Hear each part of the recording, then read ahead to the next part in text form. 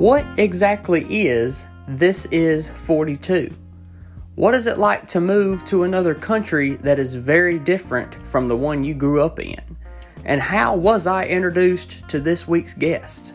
Well, we talk about all that and more on this episode of the Toddcast. Hello, everyone, and welcome to the Toddcast. As always, I'm your host, Todd McManus, and today is a very special episode because my guest joining me today, not only has he done many things throughout his life, but he is also setting Toddcast history for us right here, for he is the first ever guest that is being interviewed that is currently not in the United States of America, which is a big thing for Toddcast history. Ladies and gentlemen, please welcome Mr. Desh Amila. Mr. Desh, how are you doing today? I am well. Thank you for that great introduction. I'm glad to be the first international guest. Well, it's a big thing for me and a big thing for my viewers. Hopefully, you know. Mm-hmm. And so I'm excited. It's easy to say you've done quite a bit throughout your life so far. And yeah, I've done a few things. And if anyone out there wants to see what you have done, they can go to deshamila.com and see your About page. And we're going to go through a couple of things on this episode. So, sounds good. First off, I would like to ask, what title would you give yourself? From stuff you've done all throughout your life, what title would you give yourself? Well, I've done a range of things. I don't necessarily fit into a title. I'm currently a filmmaker. So I direct and produce and write and edit. I am also a producer of a podcast. I am a creative director to a musician. I run multiple businesses, so I'm an entrepreneur. And I have a keen interest into policy and societal change. So, yeah, I'm just a little bit of everything. I'm just a curious mind. Well, so from what all that, you've done a lot of stuff just right there real quick to tell everybody. Yeah, I mean, that's what happens when, you have a curious mind. You want to do a number of things. Yes, I have had almost contradicting sort of life experiences from I've done everything from a perspective of immigrant just taking on any available job,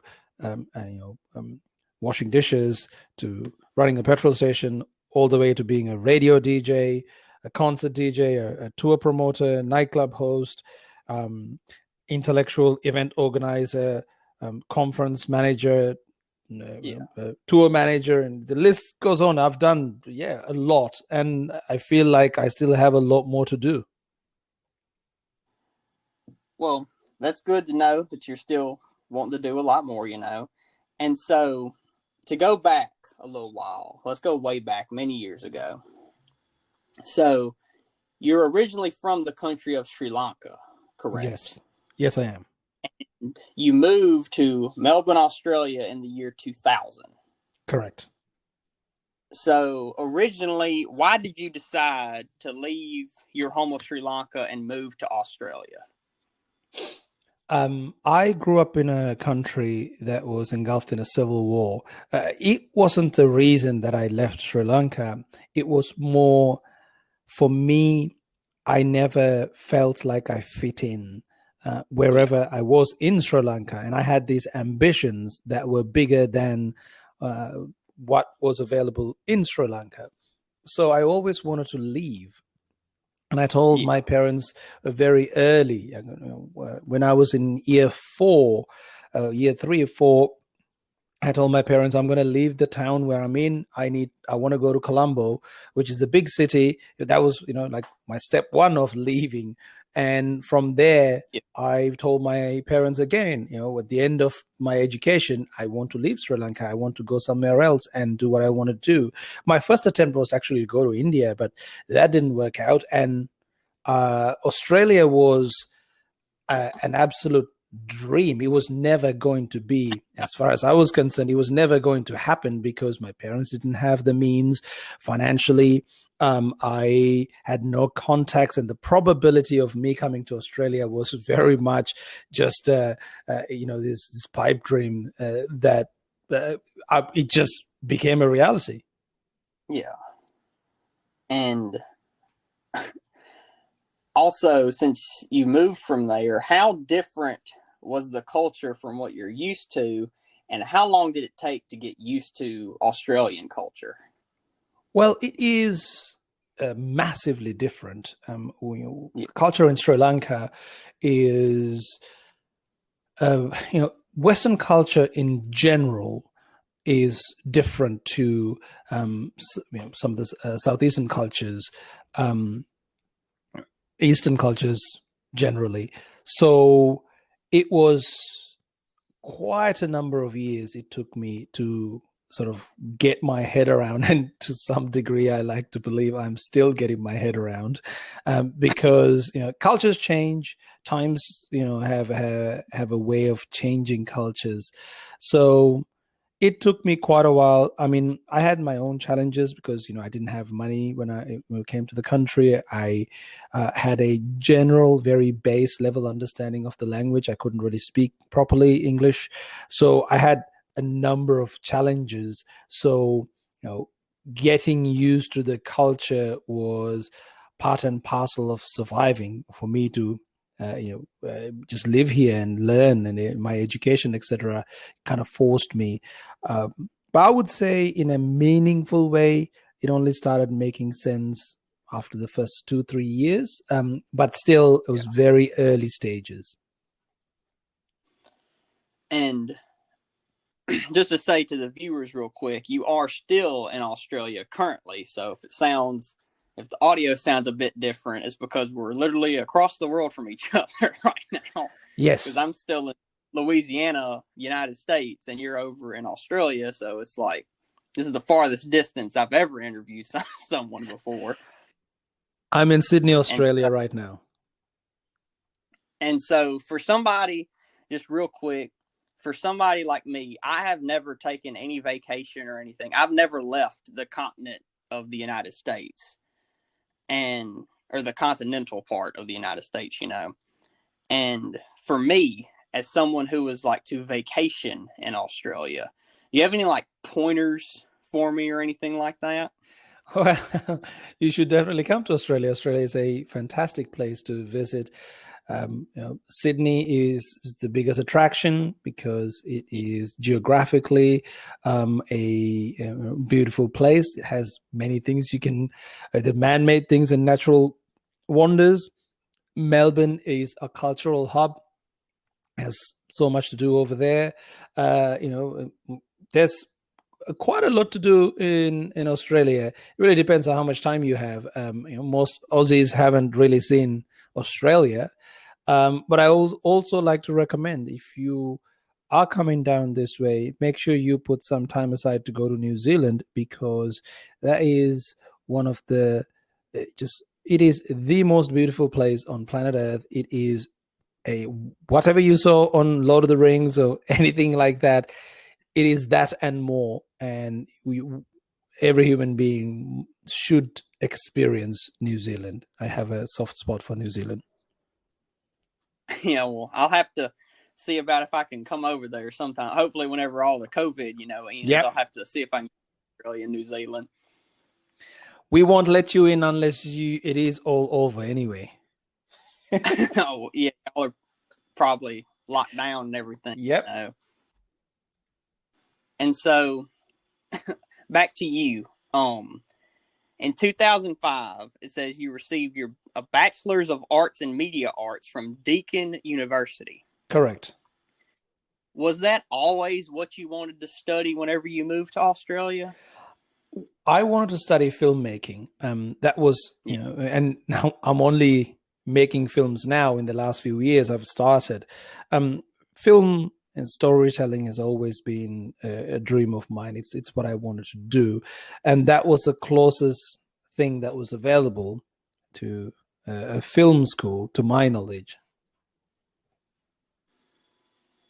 And so you've been doing pretty good, I'd say, from learning that, Well, I mean, honestly, what I'm doing today, I can't give much credit, really, any credit to my degree from Deakin University, because at that point of my life, for me, it was all about survival. So I was doing 3 jobs, and trying to do full-time study, and the study was also quite challenging because we were at the crossroads of cinema really going digital, but the university wasn't necessarily set up for that. I mean, I learned how to use 8mm cameras and 16mm cameras, etc., in early 2000. None of that has any practical application today. So whatever I'm doing in film now and production is all self-taught. I can't give any credit to Deakin for I paid a ton of money as an international student, but I didn't get value for that. Yeah. And so later on, many years later, in the year 2011, you founded Think Inc. Yes, sir. Which is apparently a company that tours intellectuals throughout Australia and New Zealand. I did that, yes. And why did you decide to start that business? Well, before that, what the bio doesn't necessarily tell you is there were other multiple businesses I attempted. And I was from 2004 and 2005 onwards, I was heavily involved in the music and event industry in Australia, mainly working with hip hop and R&B promoters locally. I used to have a radio show for a little while. So I have been dabbling in the events industry. I used to be a club promoter. I used to do range of things, run my own events, tour manage. So it was a matter of time that I set up something that was my own. And I had a few businesses before, but they didn't really work that well. But I had an idea because I was going through a personal journey of learning. I was going through both, spiritual and philosophical journey, understanding religion and my place in the world, and what does it all mean. So 2010 was when I had an idea, after seeing some of my successful hip-hop events and seeing thousands of young people that came to those events, and the cool kids that were just being so engrossed in this musical experience. And I wanted to see if I could replicate that kind of experience, but with intellectuals, because that's what I was going through. It was what was interesting to me at that point. So I decided to create the world's first intellectual touring company. So the idea of thinking was to take public intellectuals and tour them around in Australia and at that point just Australia, but do it in a way that hasn't been done before, which was very much like I did the whole event circuit like I used to do a hip hop tour or an R&B tour. So they were booked at big rock and hip hop venues, big lights, big stage, big sound. That was not how intellectual or educational events were presented before I started doing it. And that really resonated with quite a large audience. And I sold that company in 2018. So I had a really good run. And by the time we sold it, we were Australia and New Zealand's largest intellectual touring company. And now there's a few others. But yeah, that's why I started it, because I have this life goal. I want to make being intelligent cool. I don't consider myself, anything other than an average intellect, but I do like to know things. I am a curious mind, as I mentioned it, and I think you are too, Todd. So most of your listeners would be too. So I want people to have an idea of how the world works. And at one point in human history, knowledge was designated to a certain group of people. It was an elite thing, but it should really be democratized. Everyone should have access to information, and sometimes the way to go about it is to make it entertaining. So, my businesses are generally all edutainment businesses. It's one part education, one part entertainment. I got you. Well, whenever I come to Australia, I might have to get Think Inc. to tour me around. Well, Let's see what happens. I've got that company is sold. I have nothing to do with it, but you're welcome to try. Yeah. Just to check it out, And so later on, you are currently the founder and CEO of This Is 42, correct? That is correct. Could you explain to me and the viewers out there what exactly is This Is 42, and also tell us why you decided to start that business? So after I sold Think Inc., I needed a new adventure, and there were certain things I couldn't do with Think Inc. because of the structure of how the company was started and how it was run. I wanted to do more. I wanted to reach outside of This Is 42, outside of Australia and New Zealand, and This Is 42 was my solution. So This Is 42 is sort of like a hybrid company. We have a range of things we do. We are one part a film production company. So this is one part why one of the things we are talking about today, hopefully, is my next film, which is coming out end of March 2021, Better Left Unsaid. It is a political documentary. It's a political thesis about the political extremism in the West. So that's one thing we do. There's another film I directed and produced that came out a couple of years ago called Islam and the Future of Tolerance, which is available on Amazon Prime. And we also produce a number of podcasts. We are a bit of a sort of a management agency. We look after some public intellectuals and all their business dealings. And very soon, we will be launching a platform to further take some of these intellectuals' ideas in a way that is entertaining and educational. I'm with regards to the tech platform, I'm talking in vagaries because it's still, very early stages. We're in beta testing now. But yeah, so This Is 42 is a little bit of everything, but ultimately it's all grounded in sort of my want and my need to, educate as many people as we can. Yeah. And it sounds very interesting. I'll say that. So like you said before, just now, with the movie documentary film, Islam, Future of Tolerance, that you released in 2018, and it actually became the #1 iTunes download worldwide in the documentary category. Yes, it did. Now, first off, I'd like to say, or ask, how did it feel when you saw that it was #1 on iTunes?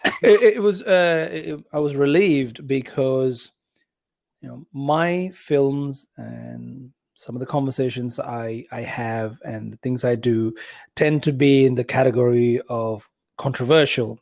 It doesn't need to be, and my film isn't really a controversial film. It's perceived to be controversial, and there was a lot of worry from a number of people.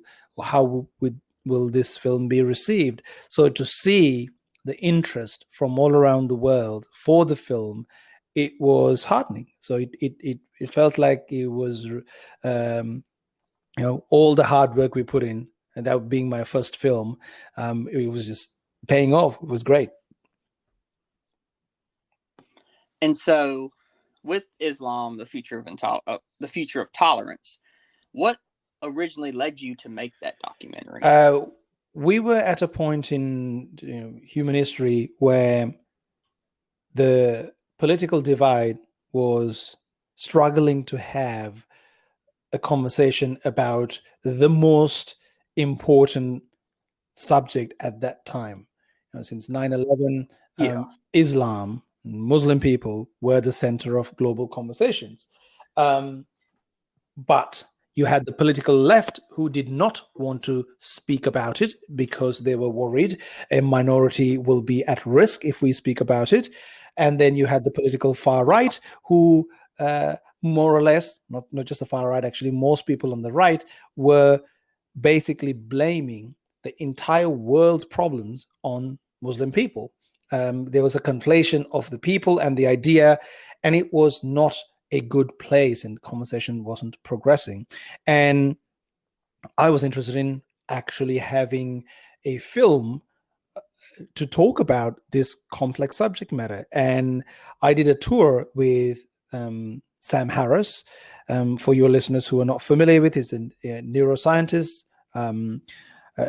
has multiple books, New York Times bestselling author, and he had a large platform, and we did a tour with him, and he introduced me to somebody who he was talking to at that point by the name of Majid Nawaz.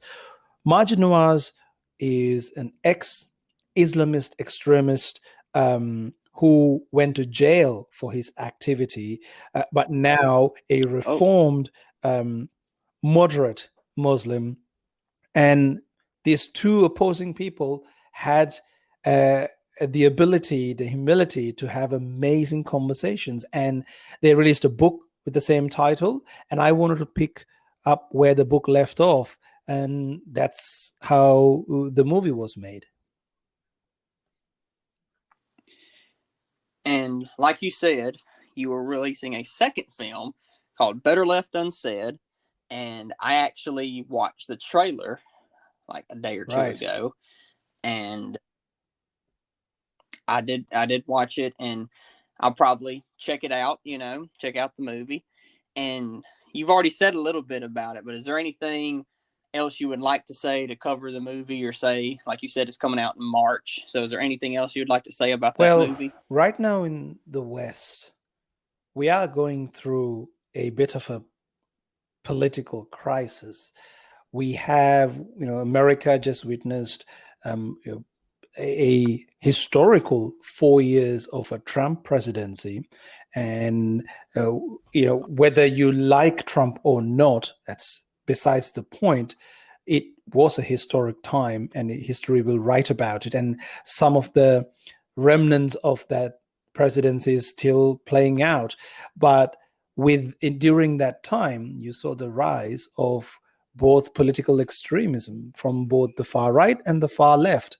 Now, there is a lot out there exploring the far right because it is relatively easy to identify. But there aren't many exploring the extremism from the political far left. Now, this is coming from somebody who considers himself on the political left. I am on the center left in most matters. So I wanted to create a film where we explore both the political extremes, but starting off with examining the political far left and the ideologies, the history, where it is going, and how we may able to tackle it before we are faced with another catastrophe. And like you said, I watched the trailer, and and for me, like, I live here in the United States, and I will say it was some rough times, to be honest with you, and what you said, and you making this film is honestly a good idea. It's a good thing to have, to be able to sit back and let's look at both sides of this fight, if you will, And so I'll have to check that one out too. Yes, I if you and your listeners are even remotely interested in the future of Western civilization and the politics that run the policies are made, and how they're made, where they come from, and how it'll impact you, I can assure you, you will get something from this movie. And so, to go a little bit more towards today's times, as I should say, more towards COVID-19, if you will. Talk about that a little. So how have you been during COVID? Basically, it's about a little over a year now. So how have you been during COVID so far? We're extremely lucky, both geographically and how our leaders in Australia decide to tackle this. It was, again, extremely lucky. Just before COVID, I decided to, I sold my events company. So I'm not in the events business. So I moved my business to a different platform. So again, all of that worked out well for me. I was talking to somebody not so long ago, and I said I had an amazing 2020, and not many people can say that. I didn't mean to sound insensitive, but it is the truth, because it has given me an opportunity and pushed me to do things differently. But I have to give credit where it's due, because the leaders on this side of the world have done far better compared to the rest of the world. And, compared to America, I live in a state, New South Wales, which is Sydney, where Sydney is. We haven't had a case in about 6 weeks, not a single case. And the government got involved very early with regards to helping people out. You can just look at our unemployment rate compared to America. We still have not so good numbers, but not even remotely comparable to an American unemployment rate. We had a conservative government basically paid many millions of people's salaries for almost a year. Because they wanted to keep, and they did it through businesses, and they did that to keep the economy going. And when this is all done and dusted, we are going to come out far better than many places. So, again, very lucky that we are going to come out of this okay. We are behind in vaccinations because we just got the vaccinations just last week or something. But I think there'll be a robust rollout, and we've been told by October this year, the entire country will be fully vaccinated, and we will come out of this. Oh, that sounds pretty good. All y'all getting vaccinated, and I wish y'all the best of luck in Australia, and you yourself for getting vaccinated in the future. Oh, thank you. And so, on the same kind of subject, like you touched on a little bit just now, COVID really didn't affect you that much business-wise. Well, I don't know if I could say that, because it did. It forced me to change things. The tech platform I wanted to launch, I was meant to launch it last year, but it required us doing some production work, and we couldn't do it. I had to let go my traditional workforce in my team, and I had to build a new team. It worked out because I adapted very quickly, but it did impact me. Yeah. And my business. And so, with all of that being said, just like to ask this not one final question, but one question here.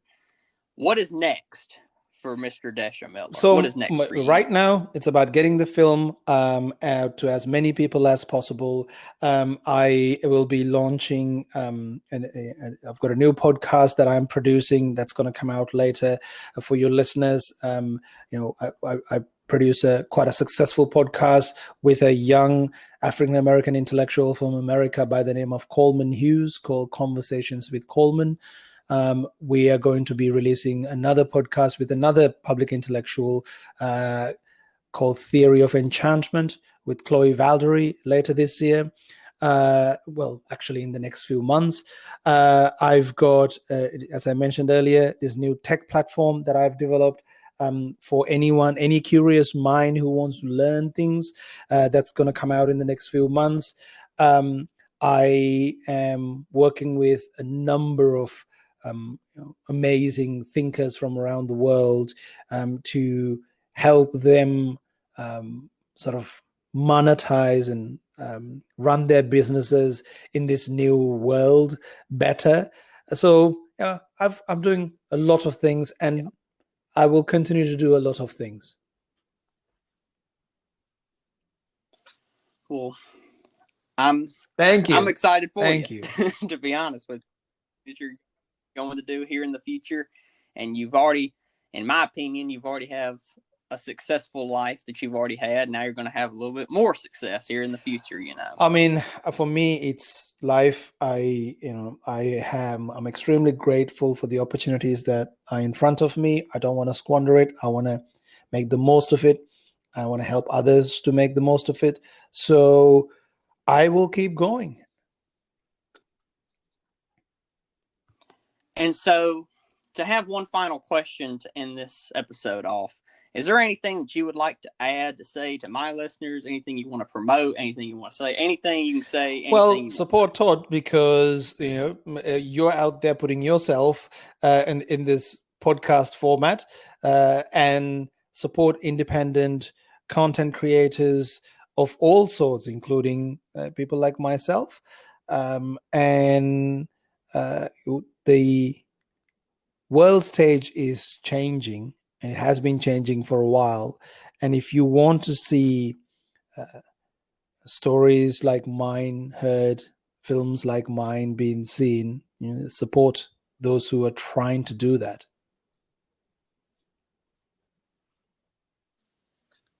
And so, just to end this off, I'd like to thank you for joining me today. My pleasure.